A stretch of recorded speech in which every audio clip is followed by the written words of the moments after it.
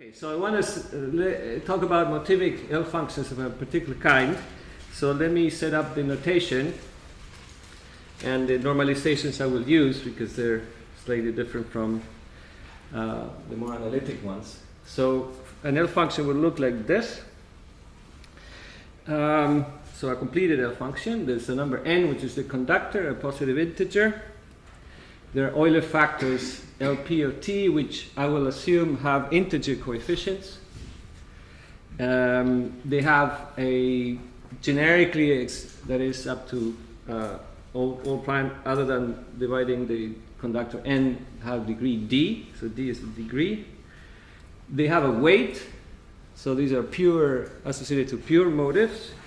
The inverse roots of the polynomial LP have size p to the w over 2, w being the weight is a positive, non-negative integer.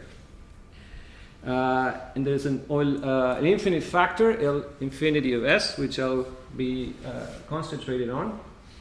And it's a product of gamma factors. And these such things are expected to have a functional equation that has the shape s goes to w plus 1 minus s. And of course, we also expect, I imagine, the Riemann hypothesis, but I will say nothing else about that. So the thing I will concentrate on are then is the infinity factor. And these, from the geometric point of view, have to do with Hodge numbers. So Hodge numbers is a concept that comes from complex geometry, or the geometry of Kähler manifolds. And I'll take a very pedestrian point of view that think of them as a refinement of the rank. So they consist of a double index collection of numbers. Same as the degree? Excuse me? Refinement of the degree, thank you. We have this eternal discussion with Mark.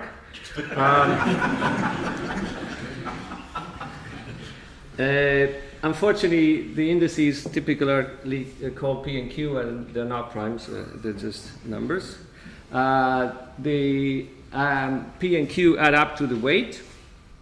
They have a symmetry, which is in complex geometries is Hodge symmetry, and they add up to the degree d. Okay, so this is something attached to any such motivic L function, and we can twist the function, which in the sense of the function lambda means shifting the variable s by some integer. This has the effect of changing the weight by an even integer r, and we can arrange by Tate twisting that these Hodge numbers, sorry, going back, we can arrange them in a vector, I'll call the Hodge vector boldface h, in such a way that the outmost two numbers, which are the same by symmetry, are non-zero. But won't that destroy the integrality of your Euler factors? I will arrange both things. So there'll be a I will want sort of the weight will be such that the factors are integral, and that this condition is met. Your Tate twist is 2r, 2d. Sorry? What is Tate. The Sorry? Tate twist, w plus or minus 2r. Yeah. Is r. R is arbitrary. You're allowed to do this twist. You have to sort of shift it so that this condition is met. There is our motive is defined over Q, so therefore over R. So there's a complex conjugation action. So there's a further refinement of the PP Hodge number into two parts, plus and minus, according to the action of complex conjugation, like what happens for the Dedekind zeta function, for example. And then there is a recipe that goes back to Serre, that if we have these Hodge numbers, the infinity factors should have this form, where gamma r and gamma c are normalizations of the gamma factor. So this is the precise shape of the infinity factor that we have for our L function. So we've seen in Andy Booker's talk a much more general form of such gamma factors, but in this setting, this is the ones that we'll consider. Well, I'm really thinking this P is like an HPQ, but there's only one such P. I mean, it's Yeah. if the weight is even, there's an HPP. Yes. So it's not a product over P. There's a single P. Oh, there's a single P. Yes. Sorry, that's wrong. There's a yes. There's a product over P, but it has to be that P is W. So there's only one of it. Sorry, but yes. Thank you. That's why we read it. Sorry. It covers both cases because it can be empty. It's possible that the way you It could be empty indeed. that covers both cases. Yes. Thank you very much for helping with the talk.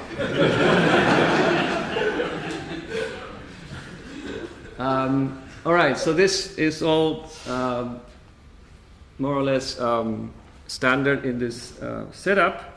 So the question I want to raise is somewhat of a Hodge inverse problem. You know, it's certainly quite vague as stated. How are these Hodge vectors distributed among all motives? And so if you walk out the street and you find a motive,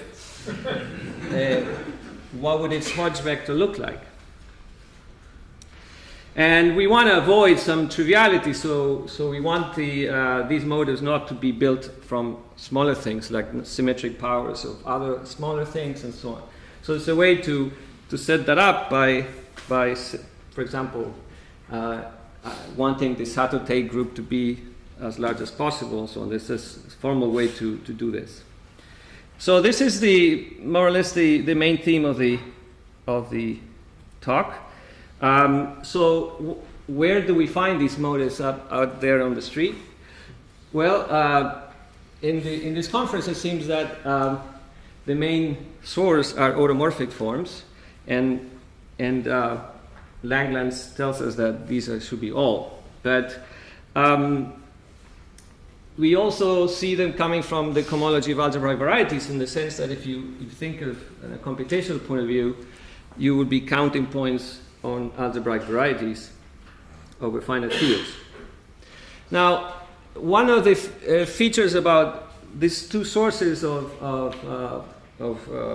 L functions is that the objects you're interested in coming as pieces of a much larger vector space. So if you think of modular forms, for example, the usual kind, if you want to get a particular piece, you have to compute the entire space and then cut it out and identify the one you were interested in. As far as I could tell, most the procedures that produce these modular forms arise in this way. When you look for Hecke eigenforms, so you have a large vector space, maybe the cohomology of a variety which is very large, and the piece that you're interested in is cut out by, say, Hecke operators in the case of automorphic forms, or endomorphism or automorphisms in the case of varieties. So what are some of the very superficial features of these two setups? As I understand, which is not a whole lot, but if you want to deal with automorphic representations, dealing with Hodge numbers that are bigger than 1 is complicated. So the trace formula somehow doesn't allow you to pick out these such objects very nicely, and this is already clear in the case of usual modular forms, where the Hodge vector looks like this. K is the usual weight of a modular form, and you see that the Hodge vector it starts being just the number 2 for weight 1, and then 1, 1 that keeps opening up with zeros in the middle. And and as you know, modular forms of the usual kind are complicated precisely for weight 1. And computing these Euler factors is in general quite complicated. In the case of algebraic varieties, what you can typically do is write down a family of algebraic varieties, and then this statement of Griffith's transversality. In a sort of generic situation, what it results is in the fact that this Hodge vector doesn't have any gaps. So if you fix the outmost to be non-zero, everything in between is non-zero. But then the Hodge numbers themselves, in principle, could be completely arbitrary. So it's a different restriction from the case of automorphic forms. And so if you want to produce an L function which has a Hodge vector with a lot of zeros in the middle, it's actually very hard to do, because you just have to somehow nail it on the nodes. You cannot just write a family and hope that you'll find it there. Maybe you'll find it as a piece of a degeneration in the family, but that already makes it hard. There's the other issue is that you say, okay, well, I'll just produce these things, I'll write down polynomials and then count number of points over finite fields. And then you encounter this very simple fact, like you say, well, let's look at quintic threefolds. That seems to be a natural progression from, say, elliptic curves, okay, 3 surfaces. So you write down a quintic polynomial in 5 variables, homogeneous, and you say, I'm going to compute its L function, and you quickly are humbled down, because the middle cohomology, which will be the interesting piece of its cohomology that will produce an L function, has dimension 204. And so this is something of weight 3, and degree D equals to 104. So it'll be pretty hard to compute this, because you would have to count points on a field of size p to the 102. So unless p is 1, you'll have a little trouble. Now, but the concept is that you really typically want to find a piece of such varieties. So, for example, a very classical example is the dwarf pencil. This is a quintic with a parameter psi, and this particular quintic has a large group of automorphisms. You can see you can multiply the coordinates by a fifth root of unity, such that the product of all of them is 1. And you can then look at the piece of the cohomology that is fixed by this group, and that will be something of now rank dimension 4, and this is a lot more manageable. But again, it's something you have to work to find how to cut down the something a priori quite big to something more manageable. And this is just a case of a polynomial degree 5. So if you think of doing this for arbitrary polynomials of higher degree or more variables, you can imagine things are just going to be even worse. So there's this other approach, and this, as I said, I have personally to thank Brian Connery for, because he wanted to find ways to compute L functions of more exotic type, and he asked me, I guess, among other people, if there was ways to do that. And so this is finally the main actor in this talk, which are these hypergeometric motives. So I'll try to explain how these come about, and then show you some examples of how you can compute with them, and finally some statements about their Hodge vectors, which is sort of the main theme. So how do we produce these motives? If you're scared by the word motive, you don't like it, just replace it by the word L function. That will be, for my purposes, just as good. So you take two polynomials q0 and q infinity, which with integer coefficients, co-prime, same degree d, and whose roots are roots of unity. So these are products of cyclotomic polynomials. And out of this very simple data, you produce a family of motives h of t parameterized by t, little t in p1 minus 0, 1 and infinity, which is defined over Q. And this family, so for each choice of t in Q other than 0, 1 and infinity, you have a rank d, and now it should be degree d, L function, which has a computable weight, and in fact, that is completely combinatorially computed from the data Q0 and Q infinity, and more precisely, the entire Hodge vector, and therefore the infinity factor, is completely computable directly from this data, and I'll show you examples how to do that a little bit later. And moreover, if you fix your parameter t, there is a formula to compute the LP of t for p outside from a finite set, which you a priori know what it is. And this is boils down to a trace, a hypergeometric trace that was defined by Nick Katz in one of his wonderful books, and has the incredible feature that although this thing is sitting inside a bigger space, I'll show in a second how you can think of that, you directly compute the trace of Frobenius on this motive without needing to look at the entire space. Now, the disadvantage is that you only be able to compute traces, so if you want to compute the polynomial, you have to compute as many traces as necessary, which of course is expensive, but we just managed to squeeze in and be able to compute things that are beyond what I certainly thought was possible with this idea.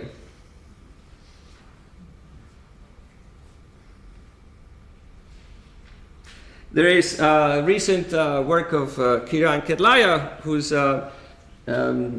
using the method of Dwork to try to get directly the Frobenius matrix, which might eventually be even better, that you will be able to compute the characteristic polynomial directly without having to compute trace by trace, powers of traces. So let me give you a little quick rundown of examples of these hypergeometric motives, but in a sense this is something I really stress one should not do. Because the point of this is that they produce things that are exotic. And the fact that they're exotic is the whole point. So to try to connect it to things that we know is sort of completely orthogonal to that. But anyway, so if you've never seen any of this before, so you don't get completely weirded out as to what we're talking about. So there is some concreteness to this, so let me show you some examples.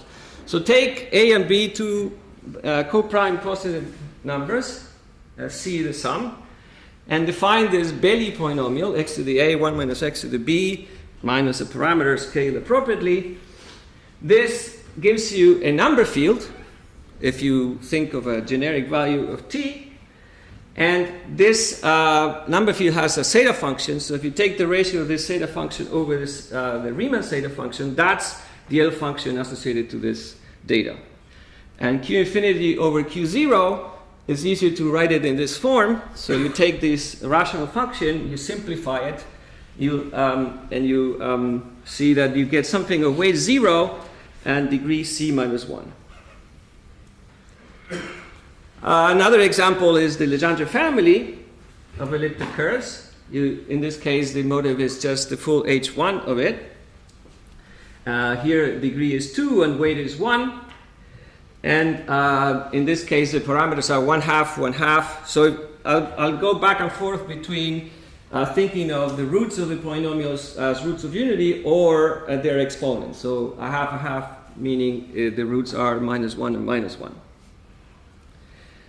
And then finally the piece of the Dwork pencil quintics that we were talking about corresponds to this data t, where the ratio is the ratio of this. So here you just have to simplify one factor of t minus 1. It's just a little nicer to write it in this way. So this is something of degree 4 and weight 3. Okay, so this is about it as just to connect to things that you may be familiar with. But let me at least tell you a little bit where these things come from. So what has this to do with hypergeometric functions anyway? So a hypergeometric series, in the classical sense, alpha, you have two sets of rational well, a priori any complex numbers for us they'll be rational, alpha 1 through alpha d and beta 1 through beta d, and classically we assume the beta d is 1, so it's kind of dropped from the notation. This is the standard notation going back ages. And this is a series that converges in the disk, open disk is radius 1 in T. Alpha n here is the familiar Pohammer symbol. This series satisfies a differential equation, linear differential equation of order d, which has regular singularities at t equals 0 and 1 and infinity, which by monodromy gives rise to a representation of the fundamental group of P1 minus 0, 1, infinity into GLV, V being, say, the space of local solutions of this differential equation at some fixed point other than 0, 1, and infinity. So this is the classical situation, or semi-classical, when you start talking about monodromy. And here comes a beautiful connection. If you look at any book on special functions, which obviously will contain this, there's typically some section where they talk about the integral representation of these functions. And this is the 19th century way to say that these things are motivic. So it's beautiful how the two concepts that are obviously important in both centuries match. So what did I mean by this? This function, this series, can be written as an integral of this form, the alphas and betas being the numbers that defined it. And I didn't quite say it. Let me maybe come back and say that these alphas and betas are the exponents of the roots. So the roots of the polynomial q0 and q infinity that I was describing earlier at e to the 2 pi I these. So yes, they're defined only up to integers, but let's just make a choice. And this will give rise to this integral. Now, this integral, if the alphas and betas are rational, can be thought of as a period of the variety where you take m, a common denominator of all these rational numbers, and you write the equation y to the m equals the integrand, or the integrand to the m to be precise, and you rewrote the exponents as a's and b's. So for appropriate a's and b's, this is a variety, and this integral is a period of a differential on this variety, and then it clearly has an automorphism of order m, which is multiply y by m through root of unity. And using this automorphism, one can cut out a piece which will be this motive I'm talking about. I mean, I understand that this is a little vague, but at least it gives you some grasp of what this thing is. Now, so the A's and B's, as I said, are related to the collection of alphas and betas. Now, if you do this, we have a family of varieties of dimension d minus 1. And the actual weight of the motive that we associate to this thing could be much smaller. So let me give you an example of this, and I'm grateful to Peter that pointed some of this yesterday, so let me elaborate a little bit. So let's take as our data q infinity to be the cyclotomic 30 polynomial, and q0 to be the cyclotomic 1, 2, 3, 5, the product. So if you work your way through this, you see that the alphas consist of all the fractions of denominator 30, and the betas, all the fractions of the denominator 1, 2, 3, and 5. Okay? You look at q infinity over q0, and you see that it has this form, unsimplified. And what that means is that a corresponding solution to this differential equation can be written in terms of factorials, in the form 30 n factorial, and so on that you can read there, 31, 15, 10, and 6. And these are the numbers that Chebyshev used to almost prove the prime number theorem as Peter described yesterday. So for a combinatorialist, this is sort of an incredibly annoying fact that these numbers are integers for every n in a non-obvious way. And as far as I know, the only way to prove that they're integers for every n is to show that for every prime, the evaluation is not negative. And there's a beautiful connection between the evaluation of these numbers for a given prime and the Hodge numbers, which I leave it as a suspense. We can talk about it later if you are interested. And so the nightmare for a combinatorialist is that we don't know why these numbers are integers in any more meaningful way. Maybe there is no other way, but it still is a nagging issue. So what do we know about this differential equation? Its monodromy group is finite. So the series in question is in fact the Taylor expansion of an algebraic function.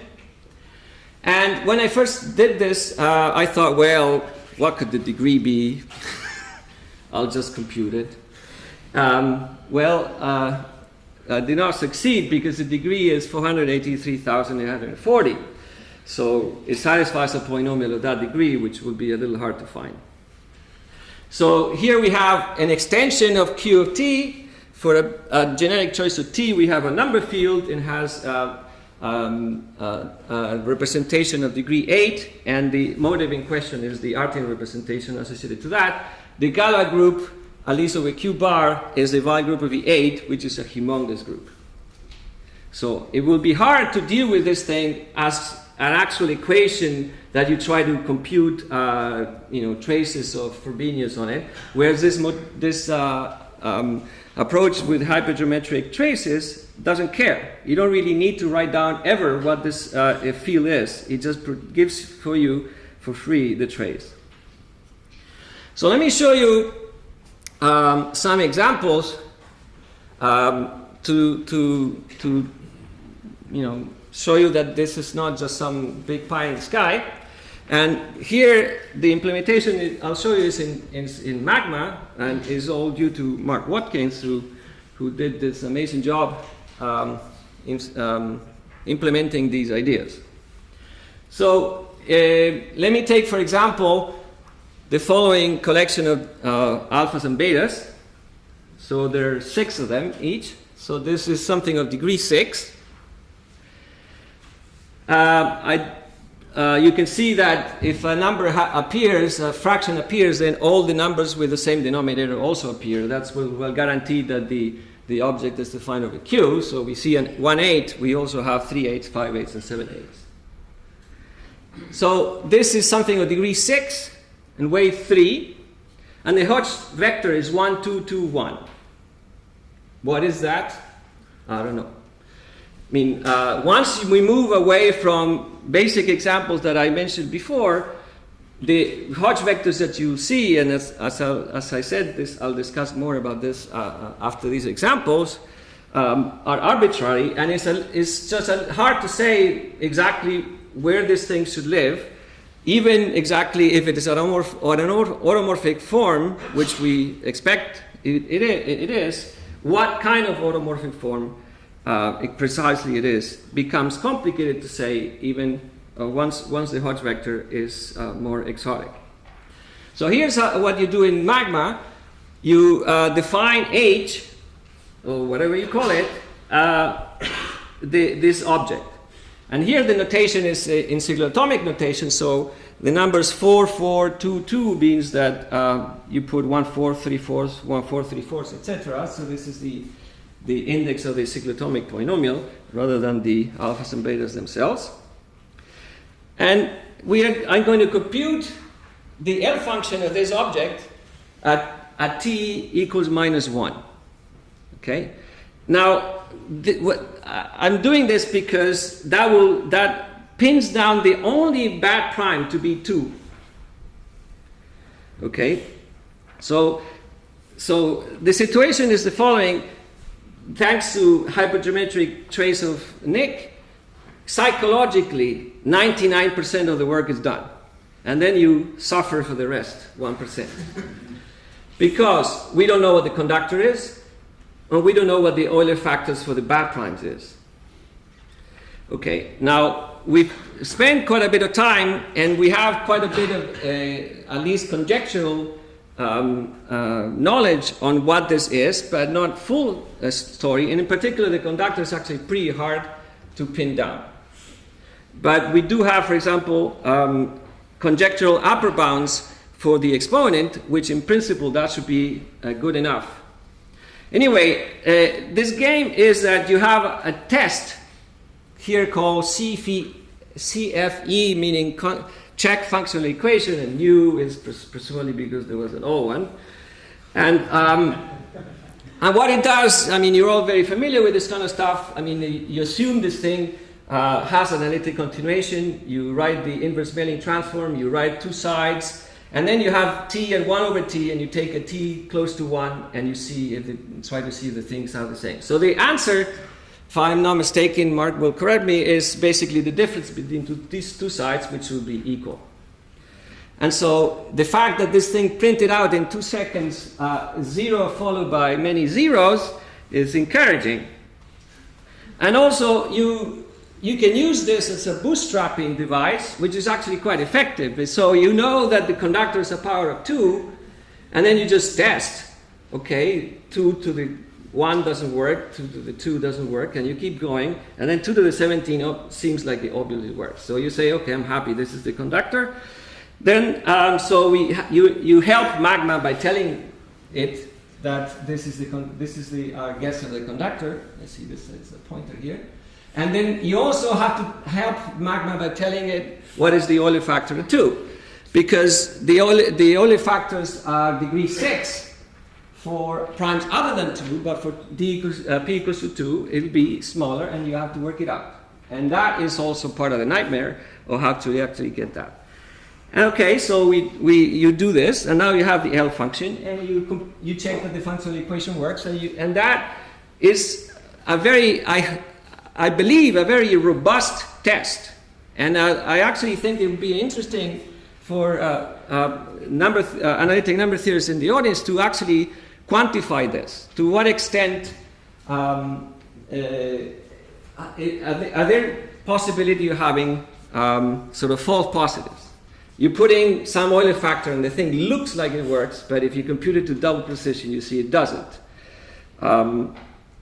Anyway, it'd be interesting to understand a little better, at least for me, how that works.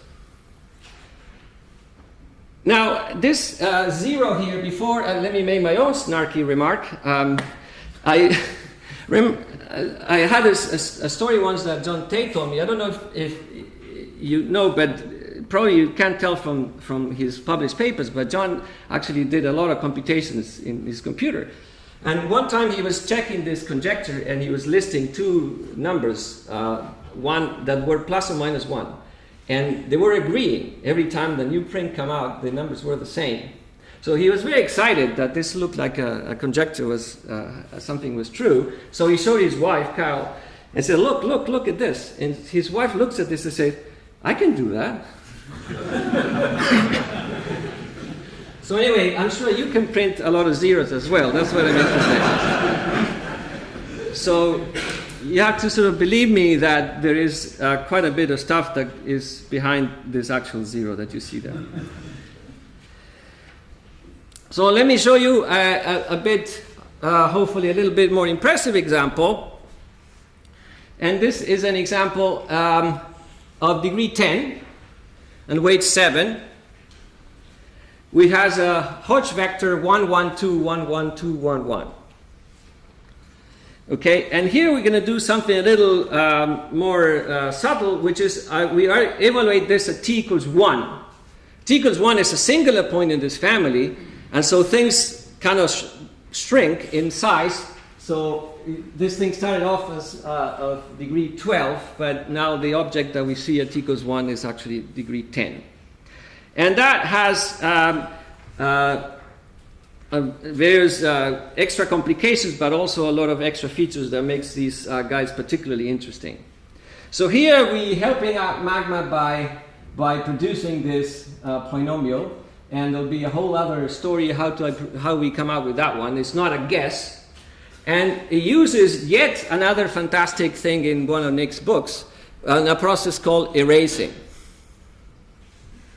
which is a fantastic thing, and I will not use the precise words that Nick once explained it to me, but you can guess. So you have to compute certain Gauss sums, and the Gauss sums involve the characters that are somehow associated to these rational numbers. So here you will have a character over the 4, a character over the 2, a character over 8, and you're trying to compute that at p equals 2, which makes no sense whatsoever. So what do? You just erase the characters that you don't like. And as naive as this sounds, the thing actually produces a meaningful answer.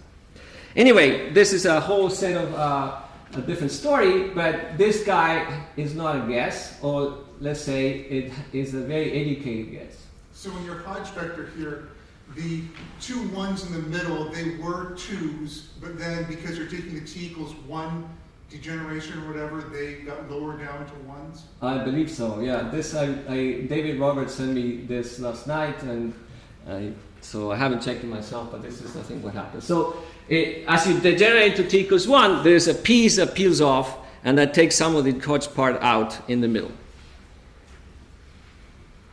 Okay, so again, the prime, bad prime here is only 2, and then the 18 is a guess. So the conductor is 2 to the 18, and of course the precision will tell you how many primes you have to compute, roughly up to the conductor bound, square root of the conductor, and so that's within something that we can do in this amount of time. And here we check the functional equation, produce the 0, evaluated the function in the middle of the critical strip, and it's 0. I presume that the epsilon factor is -1. I haven't checked, and so this is guaranteed. And then the derivative can also be computed. So once we have this, you can start doing a lot of stuff with the self function, which we actually ourselves haven't done. But it would be, I think, hopefully an interesting thing to have this ability to produce these functions and compute with them.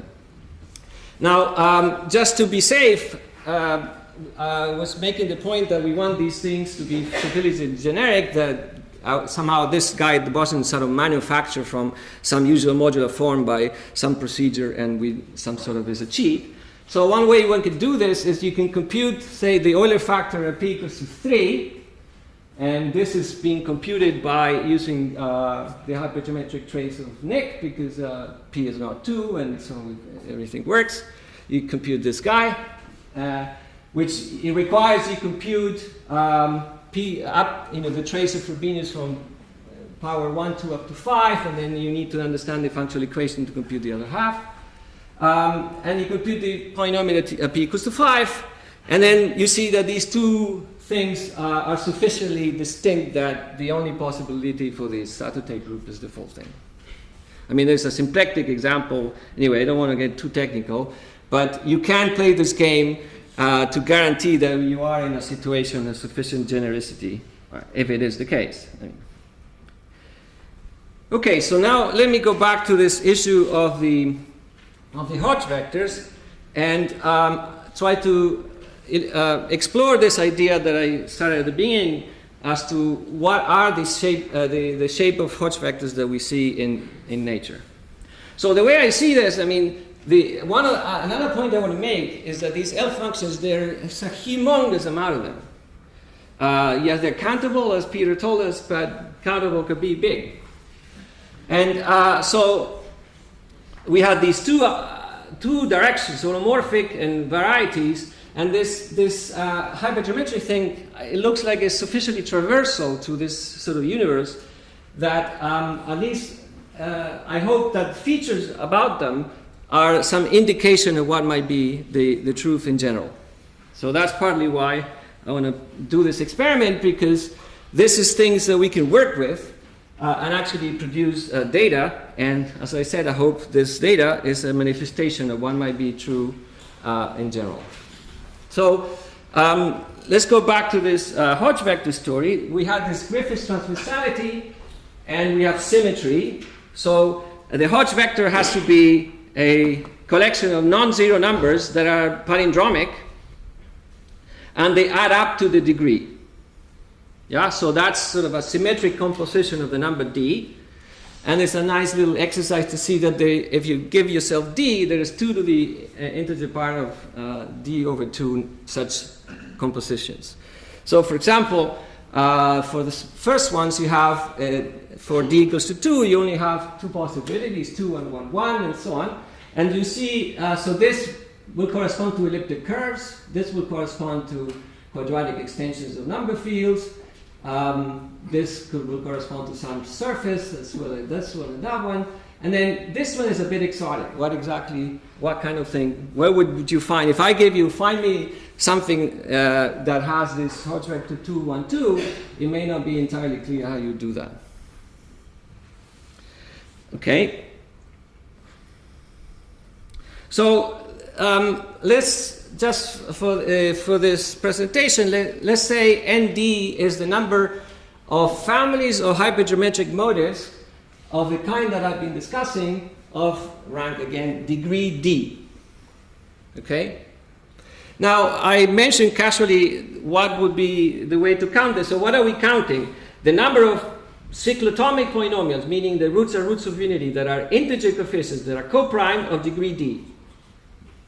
And I asked Carl Pomerantz how you count this, and he just sort of, out of a hat, told me what he said was a standard answer, which I believe, but I no way to reproduce. So it's something of the order of exponential constant times root d. So let me graph log of nd squared, and you see that this thing looks like it's trying to be a line, and there's obvious some difference between even and odd corresponding to symplectic versus orthogonal motives. So I should have probably separated these, but that's just to make the case that we have a rough idea how the number of such things grows. Okay. And so you can ask, okay, if I keep increasing the degree, will I get every Hodge vector that is possible? And that is true up to degree 20.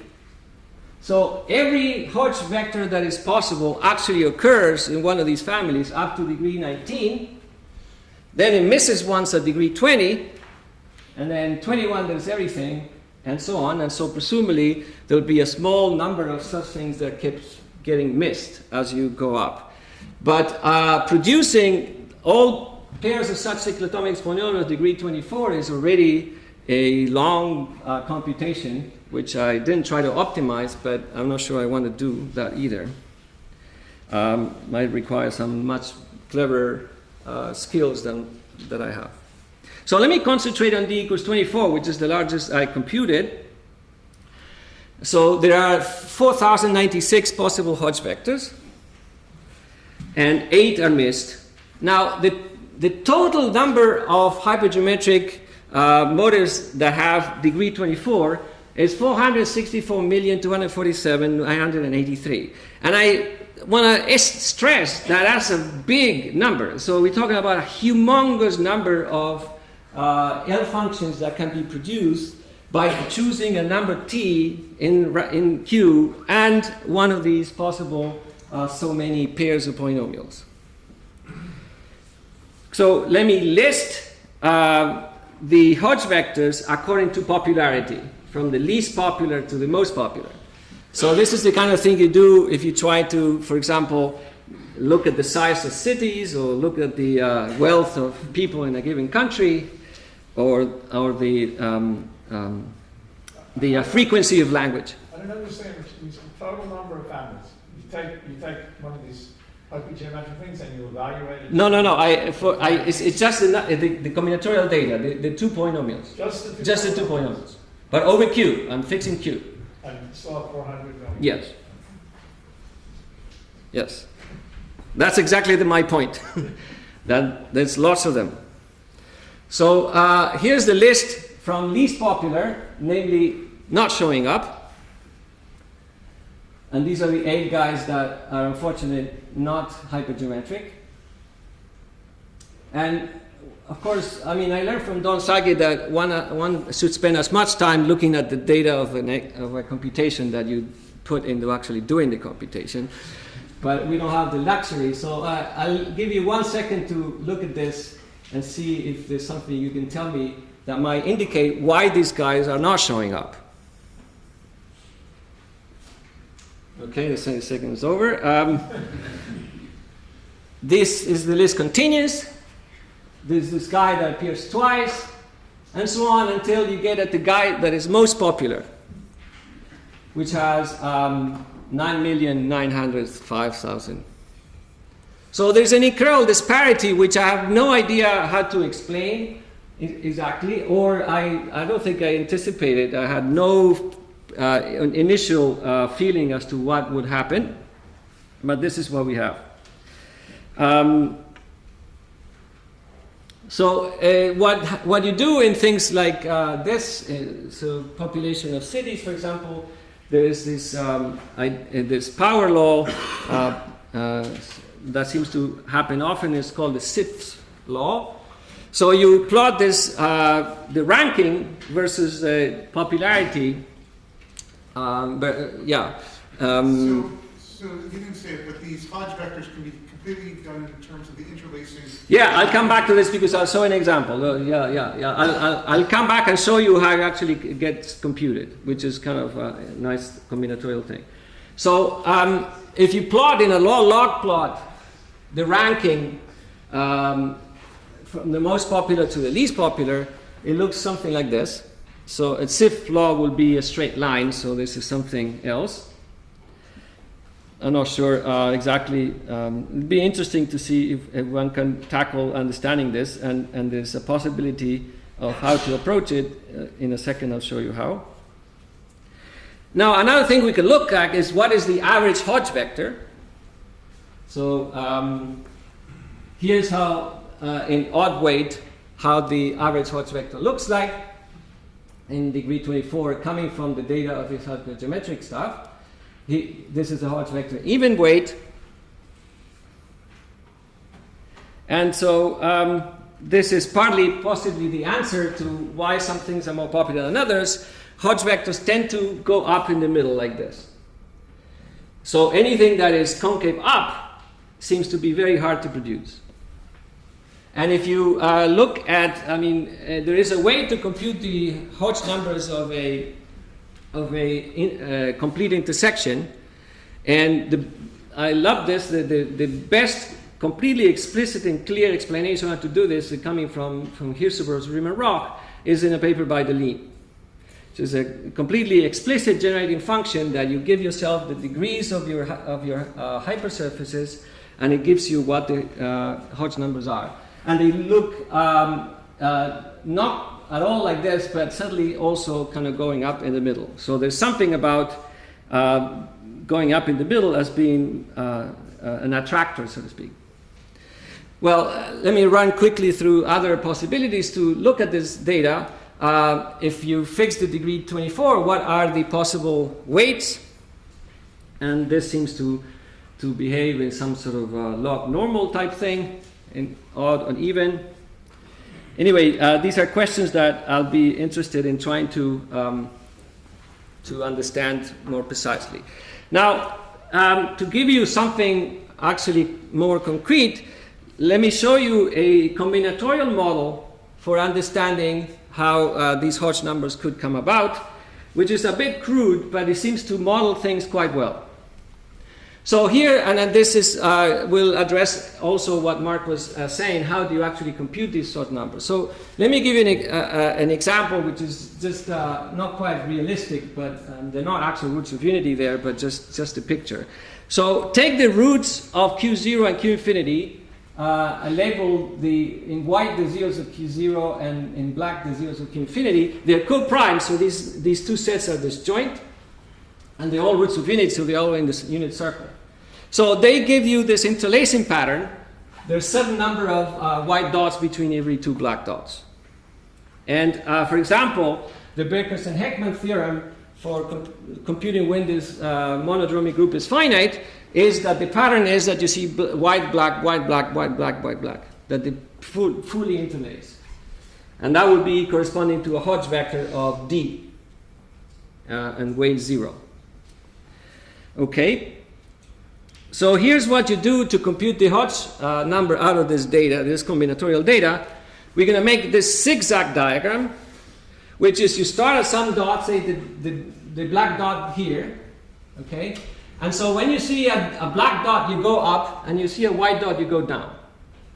So here we see black, white, white, white, so you go up once, down 3 times, and you keep doing this.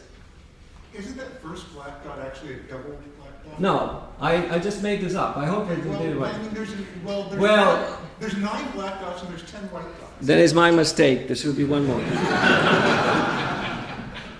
All you need is a collaborator to ruin your talk every time. Okay, so assuming that I fixed that, here's the diagram, which is the key thing I want to do. And so what you have to do now with this diagram is you look at each one of these horizontal strips, and you count how many things are going up. You can also count how many things go down, but you count one or the other. And here I put a red dot, where the segment is going up. And in each horizontal line, you count how many red dots you see. And that's the Hodge vector. Okay?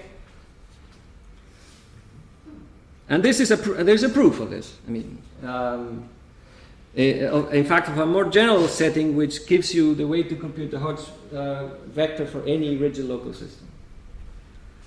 Shaba and Fedorov proved this statement that I made, and the Shaba and I forget with a collaborator proved a more general statement. So, what is the combinatorial model? I want to model these kind of things and try to argue that what's difficult is to make the condition that this thing corresponds to something defined over Q, because that's an arithmetic thing, that if you have a fraction like 1/5, you also need 2/5 and 3/5 and so on, which is hard to implement in this purely combinatorial thing. So I'll ignore that, and I'll pretend that I can go ahead and use this to model the story anyway. So what we do is you look at this bottom part, and you look at the middle line, and when the thing goes down, you flip it over. And so that produces something that is called a dick path. So it's a path of something going up and down, that never goes under the x-axis. Okay? And this is something, is of length 10, so there's 5 steps up and 5 steps down. Now, corresponding to this dick path is a standard combinatorial thing. There is a corresponding rooted planted tree, which looks like this. So, I'll explain in a second how you go from this diagram to this tree. But then the idea would be that we can model now how many dick paths there are for a given Hodge vector, because, well, let me show you the next step. So here's how you produce the diagram out of the tree. You take this red path and you move around the tree, and you say, well, like every time I go up is a black dot, and every time I go down is a white dot. And so this gives you a bijection between these rooted planted trees and dick paths. And you see that the number of the Hodge vector is going to come out of how many black dots, how many vertices there are at each level. So what you have then is you can think is what the Hodge vectors are going to come from taking these trees and growing them.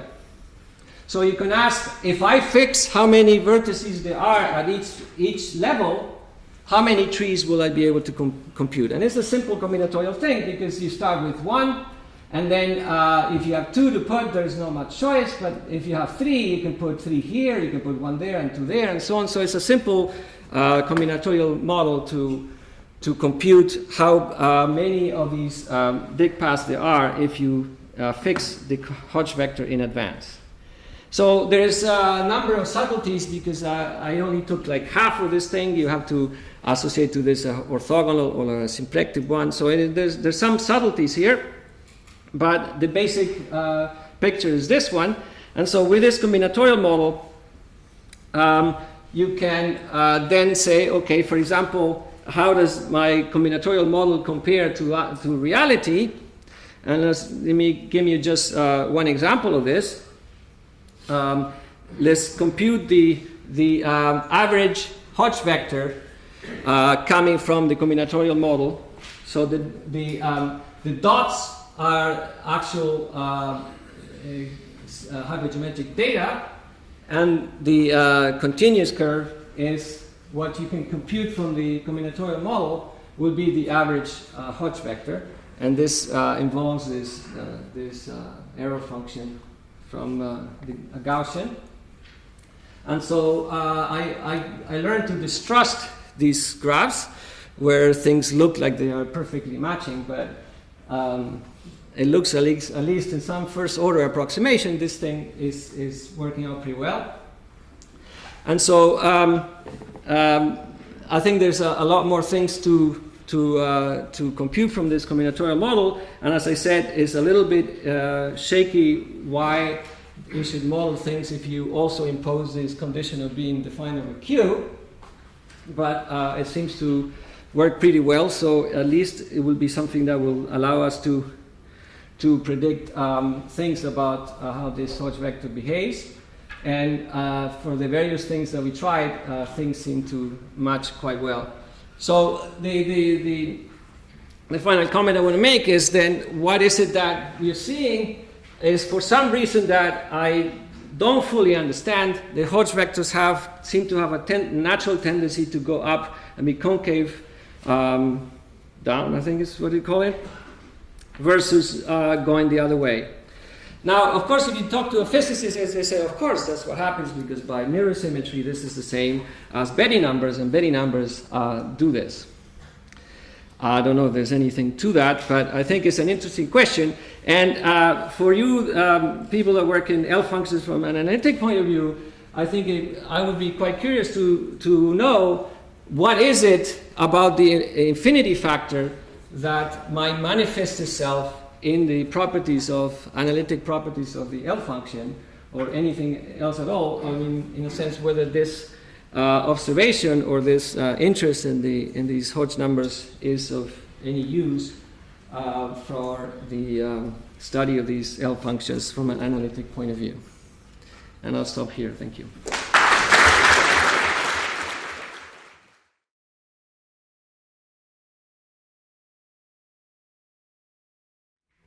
Do you get the prime conductors?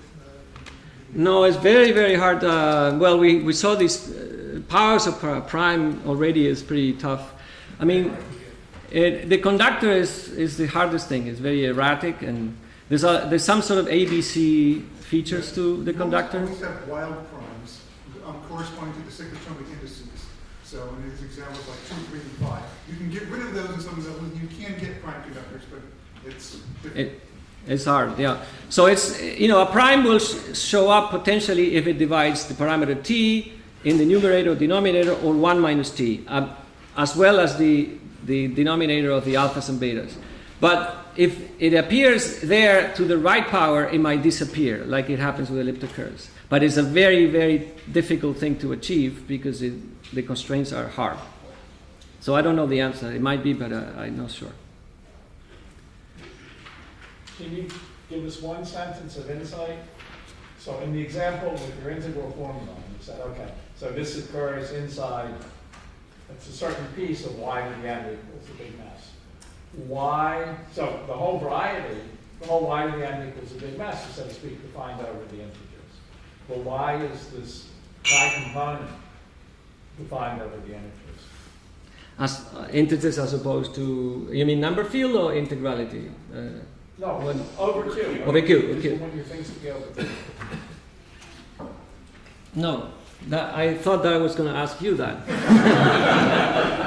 So I have to say, I mean, we've been working with this with the people I mentioned for quite a while. with the idea that we were not going to worry about proving anything. We will just try to understand this as best as possible. And so now we finally come, the chicken are coming to roost, and we need to prove stuff. And this is one of the most difficult things. So if I understand correctly, your work at least gives you something defined over a cyclotomic field. The statement that it actually is defined over Q is another order of magnitude, and it's more complicated. And I don't have a good answer to that. But I thought you were going to ask something else, which is something quite bizarre in a certain sense, which is that you can have something of weight 0 appearing in something that looks like it's of weight 1. So there is a very strange phenomenon that has to do with twisting by Hecke characters that certainly threw me off for quite a while. Yeah. Yes. Yeah, in Workers and Heckman, they classify all of these, there's one family, there's sporadic ones which are definite, so the signature of the quadratic form is definite. Yes. And in this problem that I was describing yesterday that Boba looks at, to get further in that direction, you would want to classify the ones of signature, not positive, but of signature n minus 1, 1. n minus 1, 1, or n minus 2. Well, but the Hodge vector is a refinement of that.